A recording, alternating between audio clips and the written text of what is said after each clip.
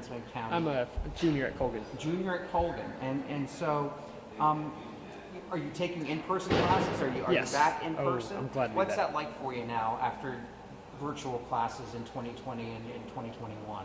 Well, it's certainly a different environment than what I'm used to being in school.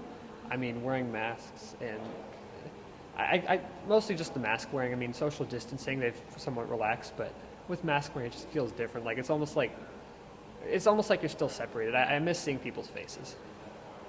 And do you feel as if you're performing better academically when you're in the classroom, or were you able to keep your grades up virtually as well? So I was able to still keep my grades up, but I think it's a lot easier to do that in the classroom, especially because I didn't like having to ask a question in the middle of a Zoom call, and I know everybody's watching me. It's like when I'm in a classroom, I could go to the side of the room, talk to the teacher if I need to, or I can just raise my hand while we're working on an assignment and not really bother anyone else. So having that immediate help there, that face-to-face, Yes. really helped you.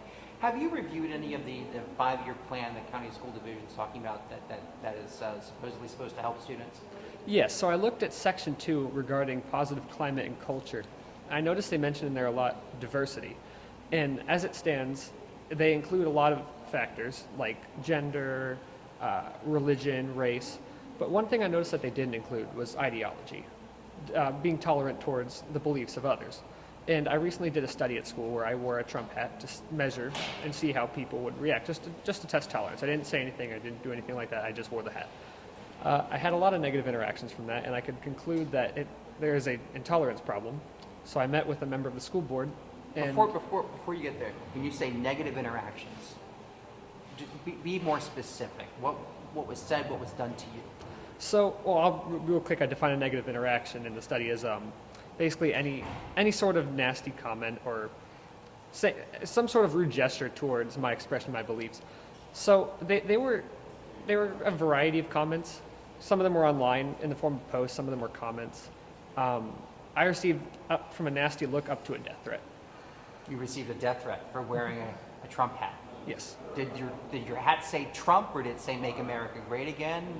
It just said Trump 2024, Trump. Take America Back. Okay. And you received a death threat. Do you know from whom? No, a friend of mine reported it in the line, standing in the lunch line, that is, and a girl said she wanted to throw a brick through my window and beat me until I wasn't breathing. Did you feel the need to report that? Did you report that to school administration? Or I reported it to administration, but unfortunately, because my friend didn't know who the girl was, they couldn't get the name. But I'd like to think that she wouldn't actually go and do that. Yeah. So you're here tonight to talk about. Well, tell me more about your study. So my study, it was over the span of a week. I wore my hat, and anytime I'd get some sort of negative interaction, I'd document it. And by the end of that week, I had 27 interactions. About 14 were online. Some of them were posts that would go and dox me for my hat. And then the comments were nasty as well. People saying, "Oh, he's my worst enemy. He just doesn't know it." Stuff like that. That you were his worst enemy, or Trump is the worst enemy? I was. So they were directed at me, and I'll note that the majority, almost all of the people that made nasty comments towards me, I didn't know. I've never met before, so I imagine they just saw the hat and made an assumption about me. Yeah. And you want the school division to address that, be more and to tell students to be more tolerant of people who may not think. Right. So I had 3 different ideas, and I actually met with Lisa Zargapur of the school board about this. She was kind enough to sit down and talk with me. One of them was expanding a program called No Place for Hate, which is meant to curb bullying. Currently, it's in 26 PWCS schools out of 95, and I think it needs to be increased. I also want to change the definition of diversity, because it's not just immutable factors. There are mutable factors in the definition of diversity, like religion. So I think we need to add ideology in there, because I don't think it's fair that conservatives need to be afraid to have their beliefs be known to the public and be harassed over it. And then the final one was having zero tolerance for this kind of bullying, because it's draining. What made you want to do this week-long study? So I can't say I really wanted to do it, but I mean... Did someone make you do it? No one made me do it, but I mean, having talked with a lot of my conservative friends, and I kept seeing a common theme of I wouldn't want to wear any sort of conservative apparel because I don't want to be harassed or like messed with at school, and understandable.